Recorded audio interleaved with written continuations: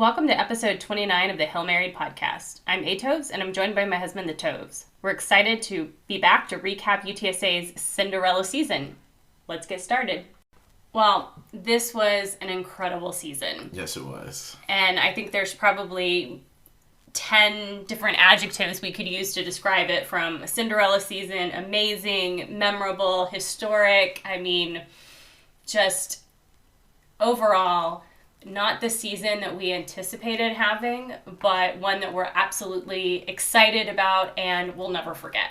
I mean, coming off COVID, where you really did get to see the team in person, even if you had the opportunity, you kind of juggled it between, like, I like the team because of what Traylor's doing, but, you know, I have questions as to whether I should be going, you know, and it just felt like everything kind of came together once everybody started to be able to come back to actually see the games. And so you got to tailgate again. You got to see your friends again. And then you got this team just coming together and just putting things together in such a great way that, I mean, what a season. Yeah. So let's kind of start out by talking about the season overall, the team overall, and then we can kind of dive into what our predictions at the beginning of the year look like, what we got right, what we didn't. And then we can kind of jump into, you know, digging into the offense, the defense, and then get into maybe some outstanding questions for next year. All right, let's do it. All right, like I mentioned before, overall, just an amazing season. I mean, as I was kind of going through and trying to just write down some of the records that we broke this season, I mean, there's probably a list of about 20 different things, but just a couple of highlights. It was the first time in program history that we had achieved 12 wins. Frankly, it was the first time over 8 wins. Yeah. First time winning Conference USA West Division and Conference USA Championship. The first time we were ranked in all 3 of the polls. We had 23 players recognized by Conference USA, which is a program record. We had the single season record for point scores, single season record for sacks. I mean, again, could go just on and on and on about all of the things that we achieved on the field, not to mention we opened the race facility, we announced that we were moving to the American Conference in the future, and then, of course, the extension for Jeff Traylor. I mean, just absolutely incredible things that if only a third of those had happened, we would probably be just as excited. Right. Given the history of the program, right? And that was the thing, was that, like, you know, coming into the season, you knew, you know, you had all the history of the team, and you thought, well, we're going to continue following sort of that pattern. You know, this is a, you know, 7, 8, maybe at best 9-win team, and you know, it wasn't like any of us were complaining about that. It was just, hey, you know what would be fun if when this team, you know, whatever version of it is, actually breaks through the ceiling and, you know, gets 10 wins, 11 wins, actually competes in the Conference USA Championship game. And here we are. Like, it just all came together. Like you said, it came together, and you got all these records that are just fantastic. Like, there's a reason why we got these records, right? Because it just all came together in such a fantastic way. Yeah, it was sort of that perfect mix of the schedule that we had, the fact that we were allowed to have super seniors and to go over 85 scholarships. Right. You know, and just really the culmination of everything that Jeff Traylor and his coaches put together last year in terms of culture. So let's kind of talk about some of the games this season. I mean, we don't want to break down everything and kind of go through everything again, but I kind of thought it would be interesting to walk through maybe our top 5 games of the season and some of those memorable moments from some of those games. So as we were going through our top 5, 4 out of our 5 matched, but we didn't necessarily put them in the same order. So I'll let you walk through your top 5 games and some of those key moments, and then I'll add my differences to your list. Sure. Well, let's start with number 5. So my number 5 game of the season was UTEP. It was billed as this, you know, huge game of 2 Texas schools, you know, linked to the UT system. You know, I know that UTEP was coming off a loss to FAU going into this game, but still, you've got an undefeated UTSA team. You've got UTEP that looked like they were contenders, And so it was huge to kind of come out and see Sincere rip off that 70-yard touchdown run so early in the game, and I believe it was the first offensive play of the game. It was just so big to go into a big game and see us deliver. Right. Yeah, and frankly, that, to your point, going into that game, UTEP having probably one of their best seasons in a number of years. Right. UTSA is having this fantastic season, and ironically, our big brother, UT Austin, not so much. Right. So again, it was kind of interesting culmination of seeing these two, little brother UT schools, right, kind of come together. Yeah. And have this game that turned out to really be dominated by UTSA. And rightfully so, because UTSA was the better team. No matter how you want to put the narrative, obviously UTEP fans will say, "Oh, we're a good team." Yeah, I don't really think you were. And going into it, it wasn't like there was overconfidence, but there was just this feeling from this UTSA team that they had gone to a certain level, and coming off a bye week, they got a chance to get a little healthy, and you saw that difference. You saw what it looked like when UTSA got a chance to regroup itself again and then get ready for the surge for the end of the season. So what was your difference then for number 5?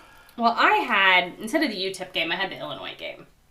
Because while, everything that you said about kind of the billing going into UTEP is true, just given our history, I didn't feel as nervous about that game as some people maybe were. And I didn't think it was that big of a game because I really felt very confident about UTSA winning going into it.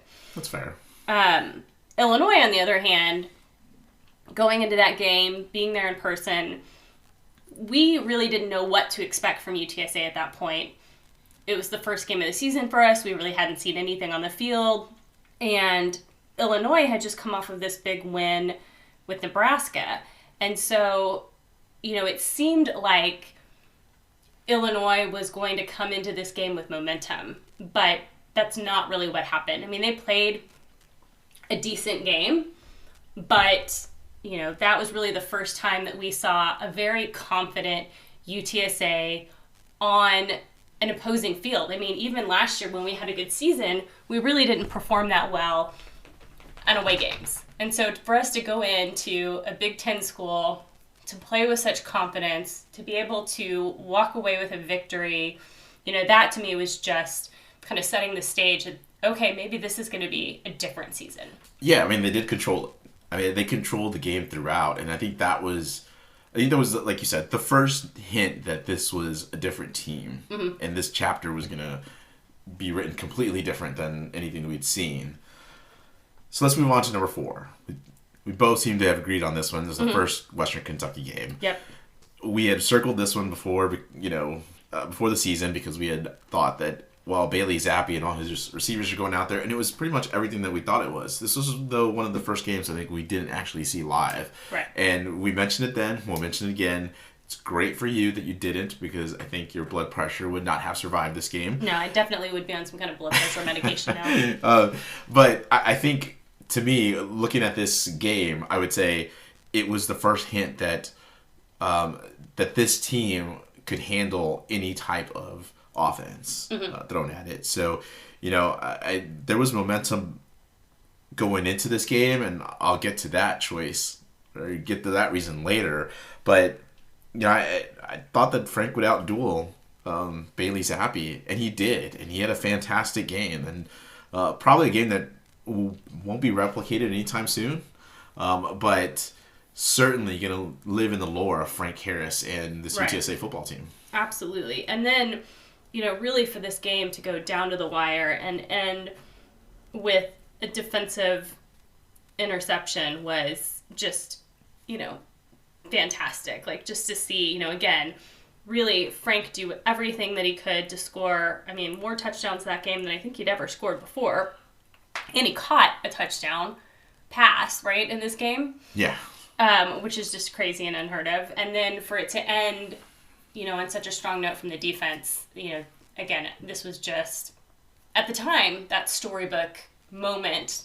And what was interesting about this one is this was the second game where a crucial call on the opposing defense like backs up the opposing offense. Against Illinois, as Illinois started driving down the field, they had an offensive pass interference call, which is rarely called, but for whatever reason it was called, and it pushed them back. It really gave them some more field to operate, and so I wasn't too thrilled about that, but it is what it is. It still happened, right? UTSA pulled, held tough, and, they pulled out that win. Come to Western Kentucky, they're essentially on like the 1 or 2 yard line, and they called it a illegal chop block essentially on Western Kentucky as they were about to go in to score. I mean, that was it. And then you get the fantastic Clarence Hicks interception like a few plays later. It's diving interception, which is crazy. I still don't, even watching it, I still don't know how he did it, but whatever. It happened in reality. It felt like a Matrix moment, but, whatever. It was that type of game where, again, memorable to me for the season. What was your number 3? My number 3 was the Memphis game. And again, I mentioned the Clarence Hicks ending kind of being like the storybook moment at that point. Well, Memphis happened right before that. So we'd also had, this moment where it just seemed like we couldn't top, the walk-off field goal from Hunter Duplessis, we're down 21 points against Memphis. We're both, undefeated teams. We pull off this crazy comeback, win. And it just felt like this was like this great moment. And then we have the Western Kentucky game, So, but, the Memphis moment came first. And that field goal again from Hunter Duplessis. I mean, that, I think, again, will put Hunter Duplessis, that'll be his moment, that everyone remembers about him. And, it'll be like the kicker moment of the season,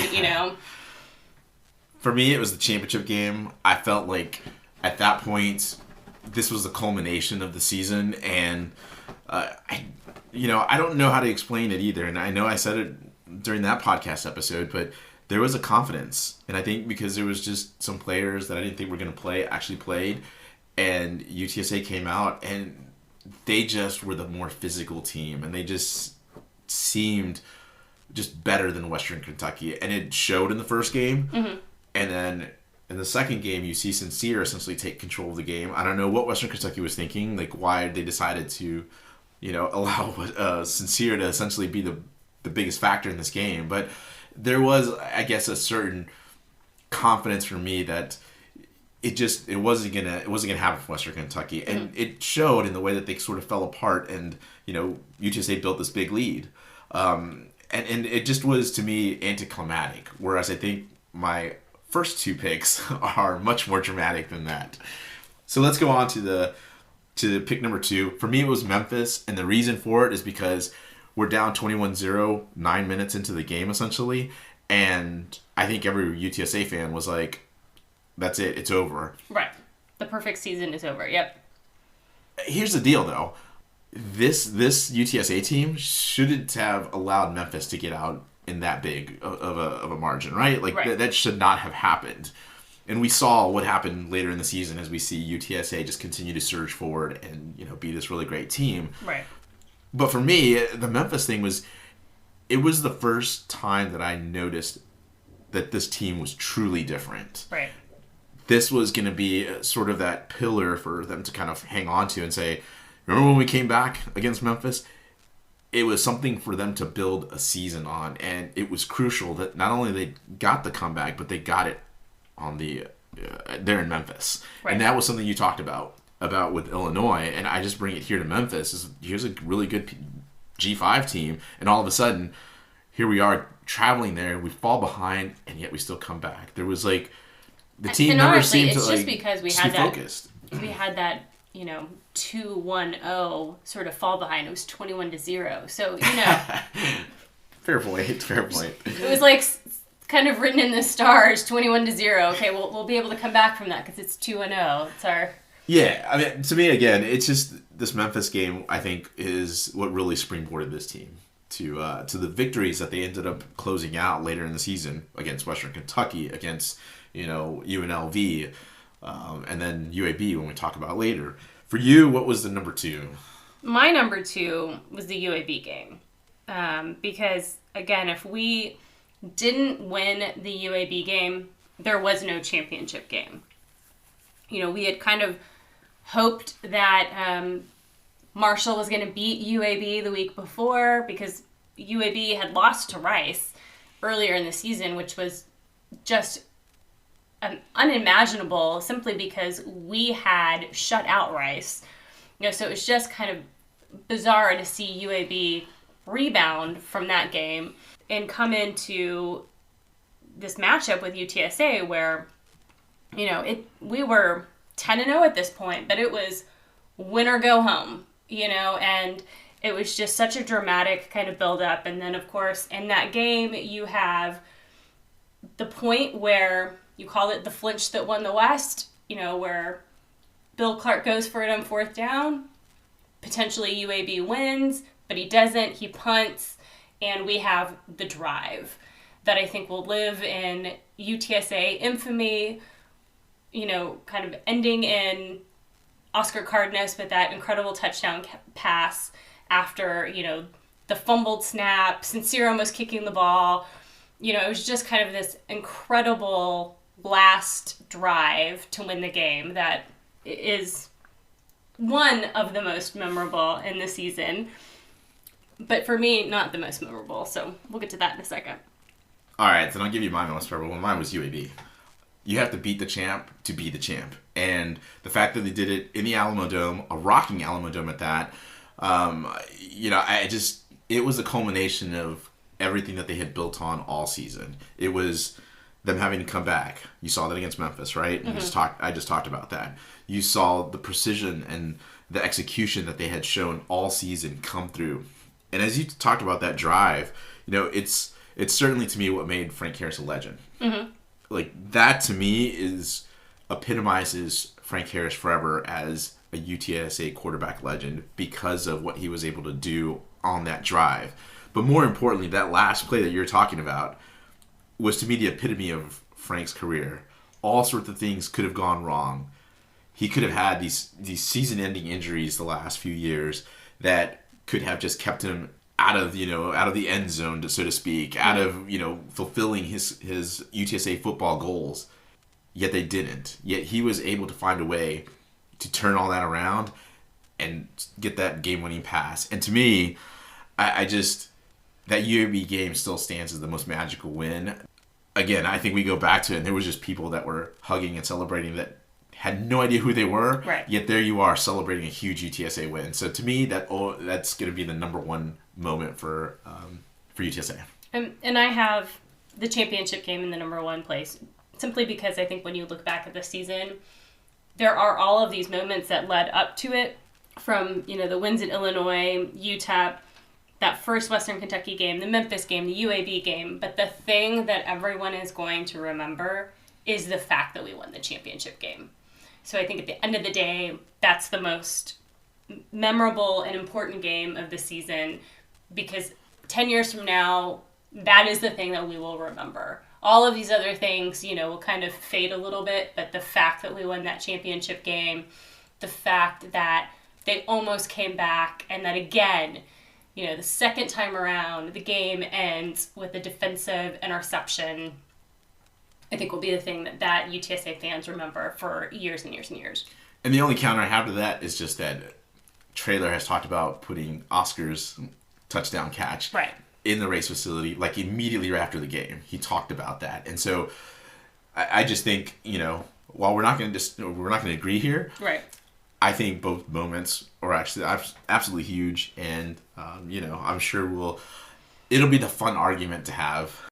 All right, so let's talk about kind of going back to the beginning of the season, and in our predictions preseason, both in the spring and in the summer. What are those things that we got right? There were a few things, not a lot, but a few. Yeah. All right. Well, we said that the UTSA would be the team with a winning record for the first time since 2017 at home, and away 2016. They both happened. Absolutely. And that's I wasn't expecting both to happen. I thought maybe at the very least one would happen, because again, you look at our history, and we talked about it to begin this, was you look at the history of UTSA and you're like, yeah, I don't know that we're good enough to do that, but seeing what happened with this team and how they put themselves in a position to, fulfill all these goals, like that, That's got to be huge. The other things were, has this turned around? Is this a turning point for the program? And to me, I think it does. All the signs point to yes. Like, you've had a season that's magical that probably won't be recreated anytime soon. However, it's something to springboard off of and say, here's the pillars of success that got us there. If we can continue to build on them, we're gonna be fine, and we're gonna be essentially a consistent winner. Yeah, and to clarify, it was 2020 the turning point, and we've said 2020 was the turning point. You had two kind of way too early predictions about the wide receivers. One, your initial one, was actually the one that was correct. You kind of backed away from it. Yeah. But your prediction back in the spring was that Zachary would go over 1,000 yards, which he did at the end of the year. Go over 1,000 yards. I mean, I did say it was going to be a wide receiver, and then I kind of was talking about Zachary because I thought that he could do it. Yeah, and then you kind of flipped over to Josh and said, no, maybe it won't be 1,000, it'll be 900, but ultimately Zachary. Well, because I think initially, the thought was you have one good wide receiver, but then as you're watching, you kind of spring practice kind of play out a little bit, and you're hearing some of the reports, you're like, wow, we've got a couple of pretty good wide receivers. I think they're gonna take yards away from each other. Right. So, Well, and given the fact that Traylor kept talking about how run heavy, how it was a run first team. Yeah. It didn't seem like we were going to have the amount of passing and the amount of passing to multiple receivers that we had. But at the end of the day, I'm going to credit you with that. Zachary went 1,027 receiving yards this season, so I'll give you that. Okay. So let's talk about what we got wrong, because sadly there was a lot. This is going to be quite a bit, right?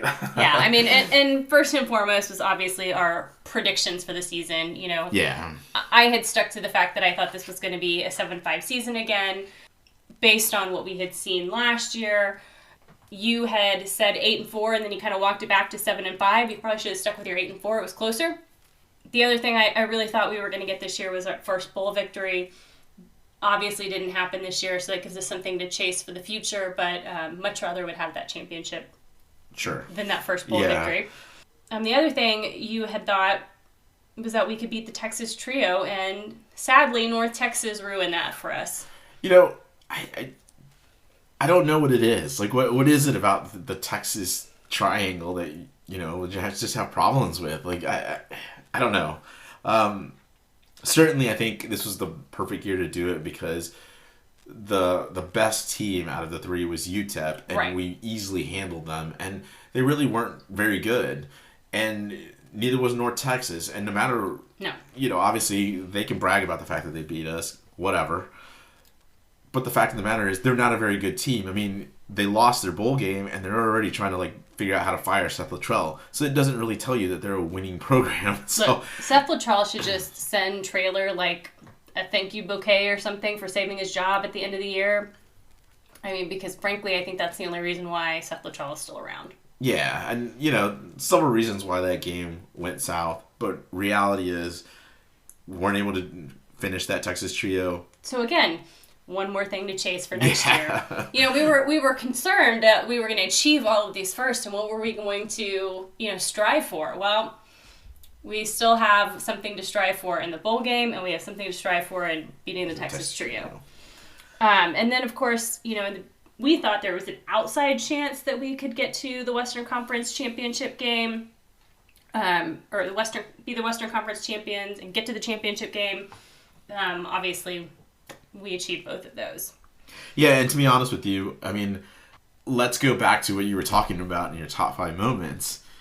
You said what was so big was that, we got to Western Kentucky again in the championship game, and then, we were able to win it.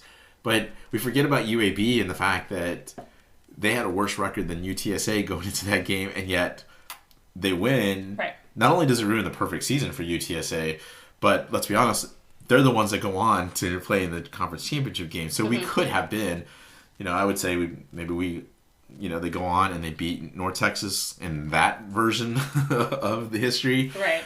and ends up at 11-1, and so now you're 11-1, but you're not playing for the conference championship. Right. So it feels like a very empty season, right? Like it's a wow, you did great, except the one game that you needed to win to give yourself a chance at a championship, you didn't get. Right. So yeah, I mean, it was. I think when we first looked at it, we just thought this team is going to be 7-8 win team. It's going to follow UTSA history, but as we've kind of already talked about, all these things came together to put you in position to actually win more games than any fan, I think, was really looking at, and we're grateful for it. It gave us an absolutely great season. All right, let's dive a little bit into the offense. Sure. Look, our offensive line, I think, was pretty good overall over the season, but I think one thing to ask you is, it appears this group is just injury riddled, right? Like, over the last 2 seasons, you're getting just injuries, and injuries happen, but it just feels like we cannot have a consistent 5. Right. So, injury riddled or just bad luck? What do you think? Yeah, I mean, obviously it's the injuries. You'd like to hope it's not bad luck. I mean, next year, Traylor has said that Maka, Hart, and Davis will be back. We obviously know that Spencer Burford is going on to hopefully to the NFL. So there'll be a couple of spots that we'll need to, replace. Hopefully we will see next season a healthy O-line and, see what difference that can make for us. Yeah, I mean, look, we need a good offensive line, because if not, I think this is where Frank would struggle because of it, right? And let's be honest, I think, in all honesty, Frank has been able to bail us out in some cases when we've had these issues, because he's been able to scramble and get out of the pocket. But for him to continue to have the success as a passer, then absolutely, we've got to have a healthy. Okay. And I think that's what we're going to need moving forward as we start figuring out some of these other question marks that we have in some of the other positions. So let's jump into that, which is running back. We know Sincere was absolutely terrific again this season, though in a much quieter way. I think his presence really opened up the passing game, right. really helped Frank take that extra jump that he hadn't had before. I mean, Sincere ends up going for the school record in rushing touchdowns. He's leader in rushing attempts and rushing yards. We know that Brendan Brady was there, but here's the big question: is there's really no other significant contributor, and often you've heard Traylor talk about the positions where he feels like you can rotate guys in and out. Running back was a position you could rotate in and out. Yet he really didn't do that during the season. So right. Is there really running back depth, or was it just a talking point that he had? Yeah, I mean, it's kind of interesting because, when he did substitute in, it was with either a healthy Brendan Brady, who obviously is moving on, or BJ Daniels, who is a super senior. We really didn't see those, underclassmen come in very often. Some of them, it sounded like there were some injuries. He sounded like he wanted to redshirt a couple of guys. But because they haven't had a lot of playing time, there's lots of unknowns at that position. We've seen a little bit of Kedrick Cobbs, but really not much. We've seen a little bit of Jalen Lott, but, just 4 games. So, there's really not a lot of known strength or depth there. And so it's kind of interesting because it seems like there would have been an opportunity for him to really build the bench there. And now, it really is going to be a question mark going into next season. And we saw in the bowl game just some of the struggles that Frank had when he didn't have a strong running back there. I mean, Brendan came out and did well, but the thing was they went away from running, and look what happened. I mean, we just, the offense kind of turned to bog down a little bit and just wasn't clicking like it had earlier in the season. So just something to think about. That said, with Sincere's presence, like I mentioned before, the receivers were amazing. Tight ends were great pass catchers, but they were also key in the blocking game. We talked early in some of these episodes about the fact that they were the tight ends were left in to help with some of the blocking and helping out the offensive line, and that really helped Frank again. To your point, Frank can bail us out a few things, but to keep asking him to do that, you're just putting too much pressure on him. And no quarterback's going to be very successful when you're asking him to do that. So, let's just see real quick. We had some big breakouts, though, in this group. We had Oscar Cardenas, who you had as one of your breakout players, and who obviously caught the biggest pass, I think, in school history. And then you have JT Clark. We knew he was pretty good, but I don't think we knew he was this good. And he's looking like an NFL draft pick. Yeah, absolutely. I mean, there was a couple of times when we saw him in 2020 where he had some key receptions, but we really didn't see him play very much in 2020. And then it was really that summer practice where you started to hear more and more about him, but then again, you hear this hype about a player, and it's not really until you see them on the field, it's like, wow, this is really a player that is going to make some significant plays for the season and be that kind of breakout star. And frankly, when they started to talk about moving Cephas to the inside, from the outside to the inside. Yep. And they started to talk about that. It was kind of like, okay, I don't know how this is going to work. Who's going to be the other outside receiver? And then you see, JT Clark come in, and it's like, okay, now we have not only 2 great receivers, we have 3, and then you add in, the tight ends, which we obviously know can catch. And, Frank had multiple targets to throw to. I think that one moment for JT was, actually happened in front of us in the first game. We went to the Illinois game. We were sitting pretty low, right behind the Illinois bench. And I remember Frank just kind of throwing it out of his own end zone. And it was I think a 40-yard pass that he throws at JT Clark. And JT just comes down with it. And it seemed like, I think if he was led a little bit more, he probably busts it for, 90-ish yards for a touchdown. But, regardless, Frank made the throw that he needed to. But JT came down with it as he's being covered pretty well. So, right. It's one moment like that where you're like, wow, that was great. But then the fact that he continued to wow throughout the season, to your point, holy cow, like we went from 2 really good receiving threats to 3. Now all of a sudden the season's different. And now we're in business when it comes to playing any other teams. Let's move on then to quarterback position. Look, Frank elevated his game. His PFF scores from 2020 were 78.8. This year was 86.2. Obviously a huge jump, but where he sees the biggest jump and where I think everybody's going to agree that this is where things came together was his passing. Because he was only at about 68 in PFF, which I think was a little too high. I think it was probably lower than that. But I think the reason I bring that up is because he does get an 80.3 in his passing for this season. And really what I want to illustrate there is the fact that he really did have a huge jump. And that was the key to, I think, the season. In terms of, Sincere and his presence, we needed Frank to be available. And that was the thing that finally, I think, as we looked at the rest of the season, we looked at it as a whole, and we said, okay, what are some things that we can bring to this episode? It really hit me when I heard this about another quarterback, and I was like, Frank's greatest ability is his availability. That's why we saw him run less. That's why he wasn't going on that read option as much. Right. That led to his durability, and we've talked about how he played a complete season, and that was not something that we were expecting, right? That was a question that hung out there. Yeah, I mean, this is the first time that he's been able to start every game. And because of that, we had much more consistency on the offensive side, and we've seen in UTSA's history when they've had a consistent quarterback, essentially behind center, you've seen UTSA have good seasons. Right. We saw it with Sosa. We saw it with Sturm. And here comes Frank. He's healthy. He plays all 14 games. He essentially plays all but 101 offensive snaps for the year. Incredible. But again, things we didn't think we were going to ever say about Frank Harris. And here we are saying, here are some of the reasons why we were successful. Let's go on to the defense. Look, the defensive line was terrific. And I was listening to one of the bowl games, and they were talking about how the fact that what made the SEC different was because they usually have really good offensive lines and defensive lines. So they essentially win the line of scrimmage.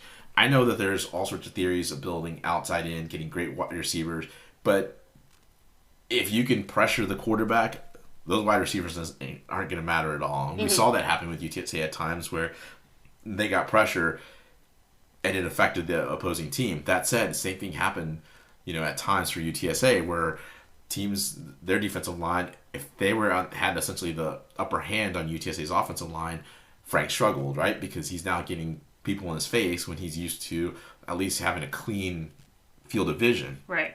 Look, that defensive line depth was crucial throughout the season, But what was even better, I think, about this defense was the linebackers, because you saw breakouts from here, and you saw Clarence Hicks and Deadrian Taylor. Clarence Hicks ends up with a single season record for sacks with 10.5 sacks. Deadrian Taylor, I thought, showed his versatility and was just crucial. I mean, I never really thought about Deadrian Taylor just being this, I guess, really this difference maker, and yet he really kind of became that difference maker throughout the season. Right. You know, and going into this season and in previous seasons, this linebacker position was always a question mark.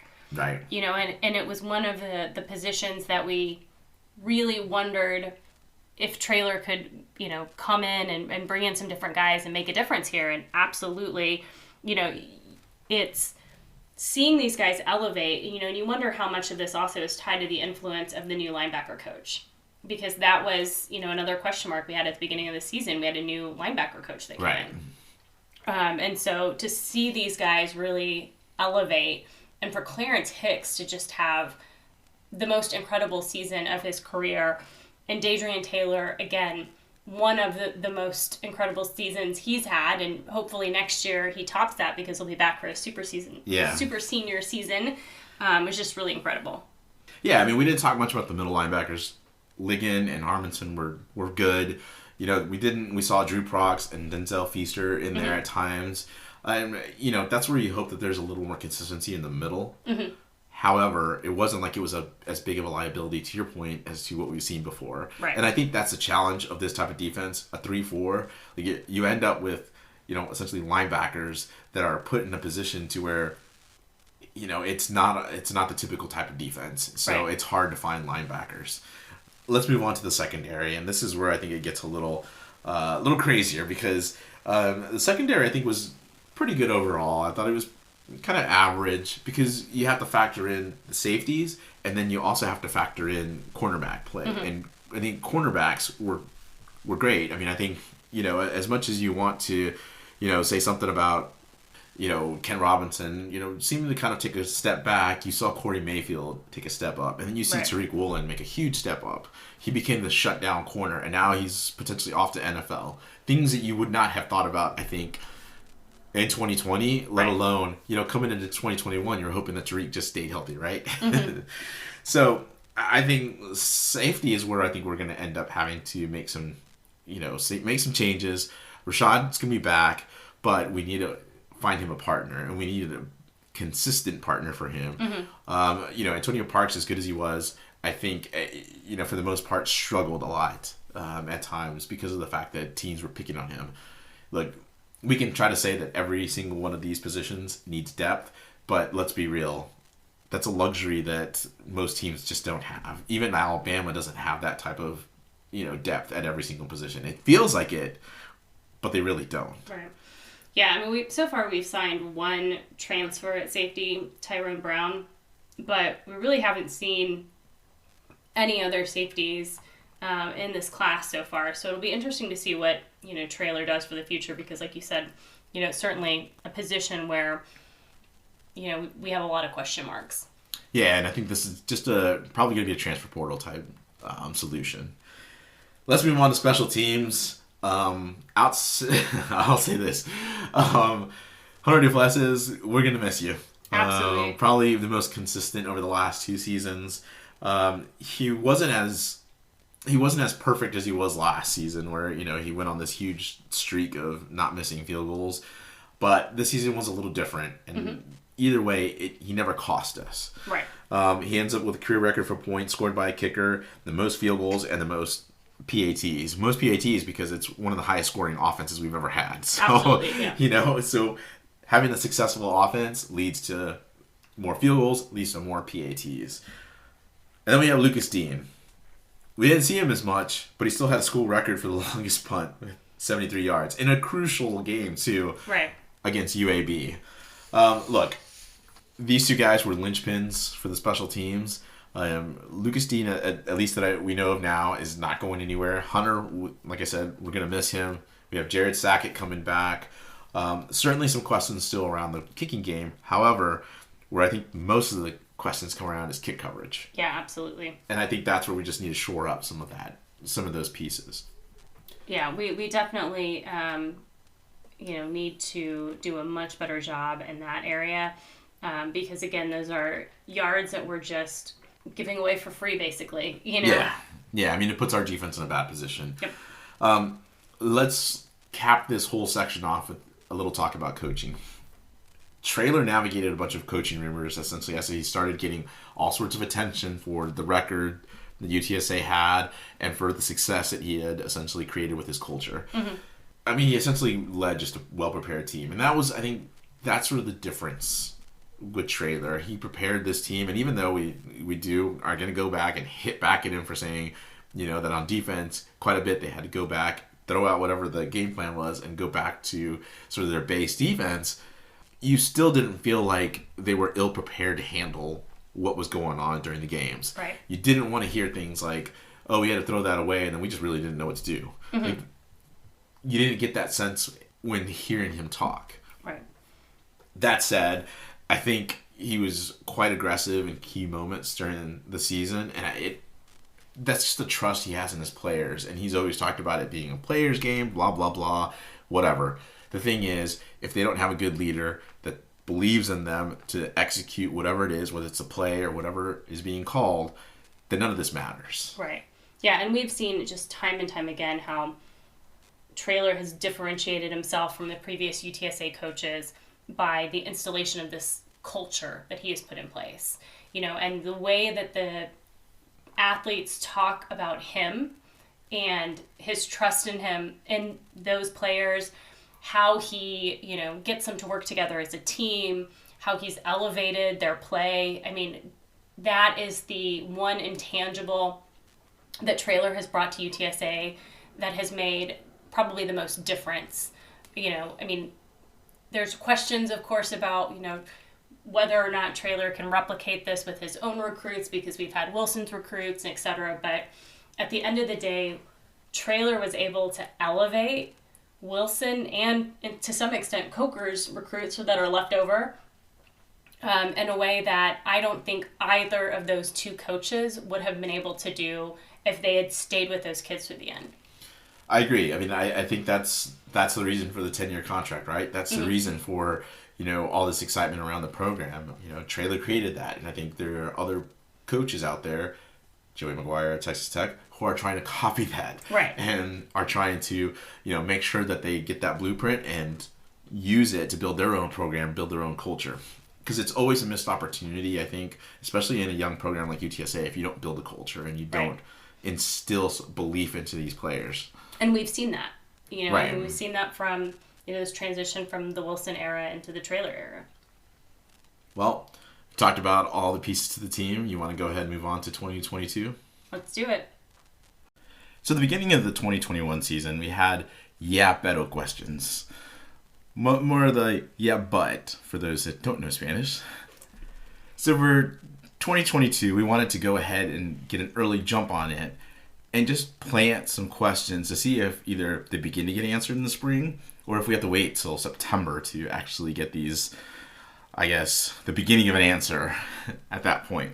So I'm going to start with this question and then you go ahead and give us what you think. Can Traylor avoid the year 3 slump and sustain success, compete for CUSA championship, not necessarily number of wins, in 2022 without as many seniors or super seniors?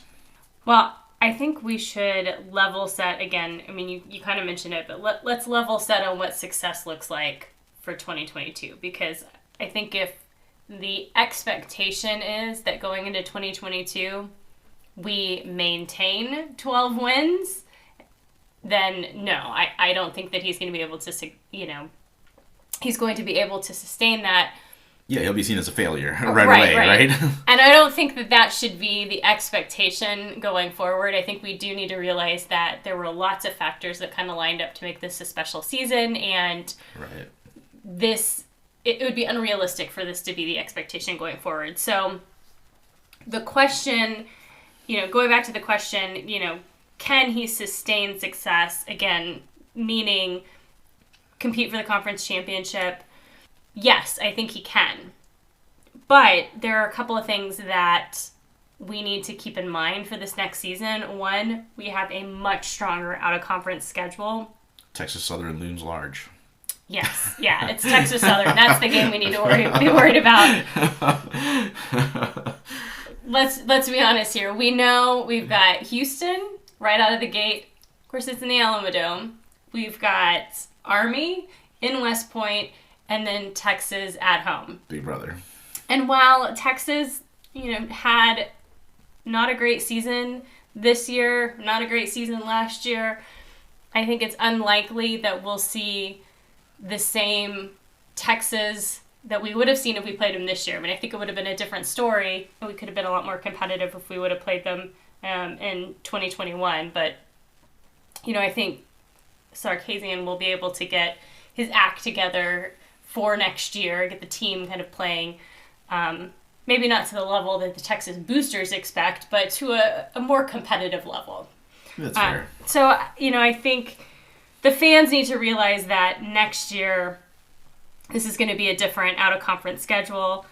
We're not going to have as many seniors because we can't exceed, the 85 scholarship limit. We have already had, some of those potential super seniors leave for other things or announce they're not coming back. So it is going to be, a different team than what we saw this year. And you are going to have more, underclassmen at key positions, like potentially running back and some other key roles.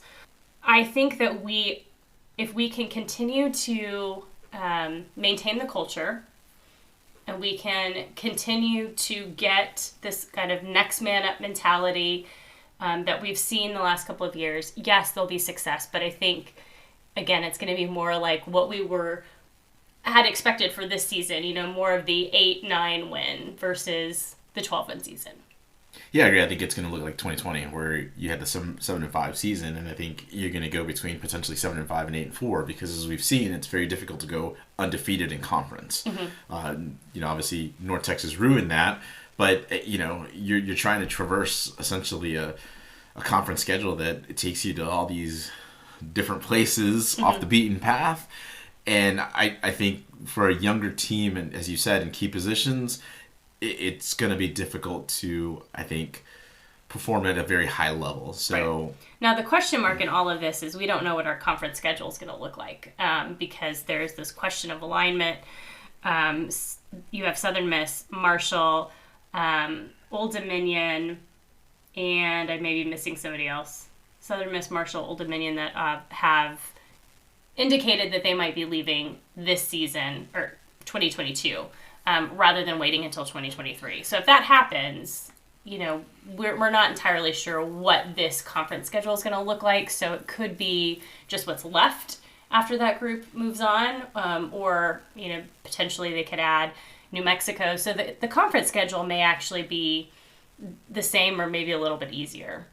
Yeah, I mean, I think, you've got the right three schools, because that would bring us down to 11. Mm-hmm. And, I mean, as it is, you have 6 inter-division games, and then you have the 2 with the East. So that's usually 8 conference games. It's certainly worth, kind of hypothesizing about and trying to figure out who would we play. Mm-hmm. But I think, honestly, still, no matter who it is, it's still going to be very difficult to expect or traverse a conference schedule and say we're going to be 8-0. Yeah, I mean, right as everything stands right now, it's likely still going to come down to UAB, UTSA in the West. That's fair. And I think just if you're just thinking that we could go 7-1, you're already looking at potentially, let's just say worst case scenario, 1-3 out of conference. You're already looking at an 8-4 schedule. So certainly something to think about. Certainly, when you're looking at, does Traylor avoid the slump? I think he does. But again, I think it's going to get tricky to see how these games play out and how that affects fans. Which leads us actually to our next question, which is, can we sustain the attendance levels and increase season ticket sales? I mean, if you start 0-3, does that drive away the bandwagon fan? Yeah, I mean, if you look at the way this season started, we had 16,000 for the first 2 home games. We ended the season with 41,000 at the conference championship game. And we kind of grew sort of steadily from that 16,000 up to 41,000. I think the overall average was somewhere around 26,000. So there were a lot of fans that jumped on the bandwagon there right at the end. So I think to your point, from a season ticket standpoint, they were pretty close to getting to the 2019 level. That was kind of their goal. I think they can achieve that and exceed it. But I don't know that we're going to see 35,000 every single game, because I think, again, depending on how those first couple of games go out of conference, some of the people that, started showing up at the end, I think are going to probably abandon the Roadrunners for a while until, maybe we start to see, consistent wins in the conference. It's very difficult to not want to be part of the special story, and that's what you found with the casual fans, right? Mm-hmm. They wanted to see the cool team out of San Antonio, and they wanted to see, be part of the undefeated season. So yeah, I think you lose quite a bit of fans from San Antonio right away. I don't see them really coming back. Mm-hmm. I think the exception is going to be the first game with Houston, though, because you're likely going to see a lot of people come out to see Houston. They'll probably travel fairly well. And because they ended the season so well, I think it'll be a really good matchup. And you might see a pretty high attendance for that first game. But then I think when we get back to the next, home game, which would be Texas Southern, after that, I think we'll see a substantial drop-off between those two games. And one thing to also keep in mind is what you've already talked about in terms of Big Brother. If Texas truly comes back in a better way, in a better form of a team, then that could also affect what's going on, because I still feel like you had some Texas fans that abandoned Texas and said, you know what, I'm going to go to Little Brother and I'm going to check them out because Texas sucks. And when I say that Sarkisian's going to get it together, I don't think that he's going to, my guess is, I don't think he's going to compete for the Big 12, but I do think that he's going to be more competitive in the Big 12. No, yeah, I mean, their biggest problem is the fact that they could get out to leads and then they couldn't sustain them in the second half. So I think, yes, I think there's going to be sort of a transition for them there. And maybe they learn something from UTSA as to how to get out to leads and sustain them. Yeah. Our next question was about the academic issues we had at the end of this year. So we know that some guys missed the bowl game for academic issues. Not entirely sure how many of them, but the question is this really an anomaly, or is that a sign of an issue within the program? So this one we could possibly get a better answer in the spring. But I think, I would say at first glance, there's a lot of factors that potentially lead you to believe that this is an anomaly. That said, I mean, you just don't know. I mean, if it's super seniors that were the problem, then it shouldn't be an issue. Yeah. It shouldn't be as big of an issue. If it's, though, some more underclassmen, then it's an issue, because those guys should be going to class. It's the super seniors that you would imagine are going to be in graduate classes, but they don't necessarily have to show up. They've probably already gotten their degrees, and they may or may not actually be working towards a graduate degree. Right. They could just be taking those classes. I mean, that's essentially what I think Peyton Manning did for his last season at Tennessee. So whether they show up or not, I mean, it's just whether they're driven to actually get that master's degree. So I'm going to go right now and just believe that it's an anomaly, but certainly, something to watch for. And then our last question is going to be, is this the year that we can beat the Texas Trio? You got Frank Harris coming back, so the offense should be in decent hands. I don't see UTEP making a big leap. I still think that offensively they're challenged because of their quarterback. Rice still has to find a quarterback. And North Texas, you just really don't know if they're a dumpster fire or if they actually put those flames out and they're just not very good.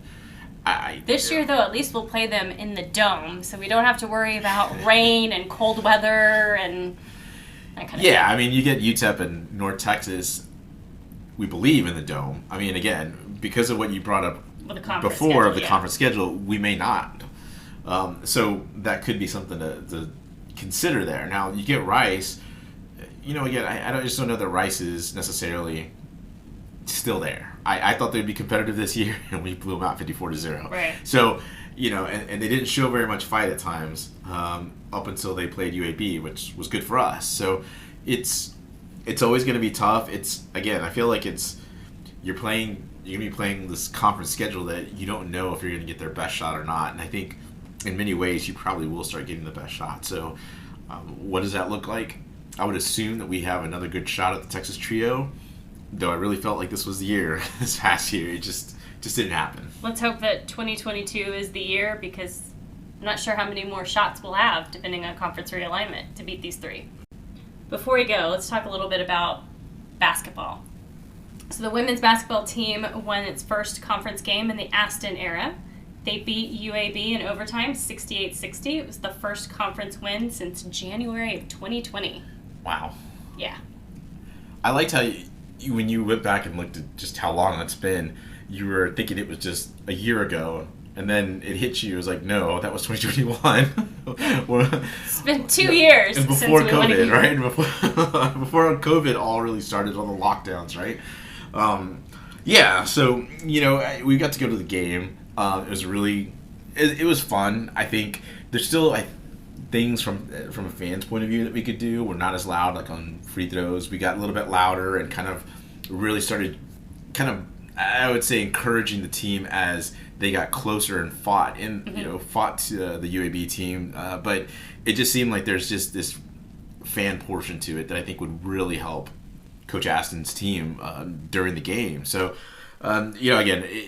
there was finally when UAB was taking free throws, there's finally some noise to kind of distract the shooters. But I thought that I thought this team just played hard, and they just didn't give up. They were having a hard time making baskets. It seemed like it was very difficult for them to really get into their offense and run their sets. And they really had some nice moves at times.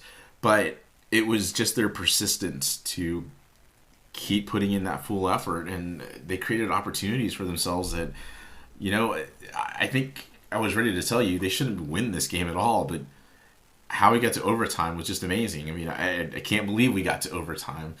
But I will say this. Jaden Pimentel, she came off the bench. I thought it was odd. I thought, she should be kind of keying this team ahead. And it was just really good to see her, when she did get to play. But as the game wore on, she really, again, started taking control. Right. And really started getting everybody involved. And I thought that was key throughout the game. Yeah, absolutely. I mean, watching these ladies, they definitely don't lack effort.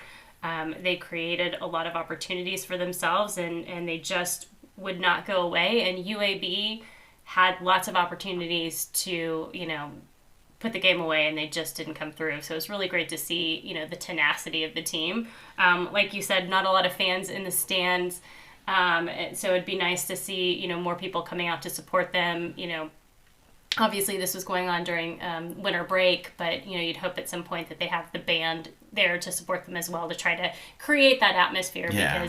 Because, these ladies are really, really trying to turn it around, and it's really exciting and fun to watch them. They were so hyped up after the win too. They knew that they had fought really hard to be in this game and to get that first conference win. And what was actually really cool was that LaPresia went into the stands, and I thought she was just going to go talk to maybe a family member or something. No, she was going into the stands. She started thanking all of us. She was giving all of us a little dap, just to say thank you for coming out, which I thought was really cool. I mean, I get that it to some it may seem small time, but you know what? It's those efforts like that are gonna stick with some of these. With some of the fans, especially a couple of the little girls that she dapped. It seemed like that really kind of made their day to finish off this game, not only to see UTSA win, but to see LaPresia come out and, do that. Yep. On the men's side, a little bit more inconsistent play from them. They dropped to 6-7 on the season. They did have a game that canceled against Our Lady of the Lake, so they added Dallas Christian on Monday night at 7 to replace that game. They also will be home this week against Southern Miss on Thursday and La Tech on Saturday. So hopefully they have a more successful week at home, and there are some fans there to go out and support them and keep them motivated as well. Absolutely. Hopefully, they bring some of that tenacity that the ladies bring, because if they do, they could start surprising some teams. Absolutely. All right, well, I think that about wraps it up for the 2021 season. Thank you for joining us on the Hail Married podcast. I'm Atos. And I'm the Toes. We'll be back next month to recap National Signing Day. Birds up.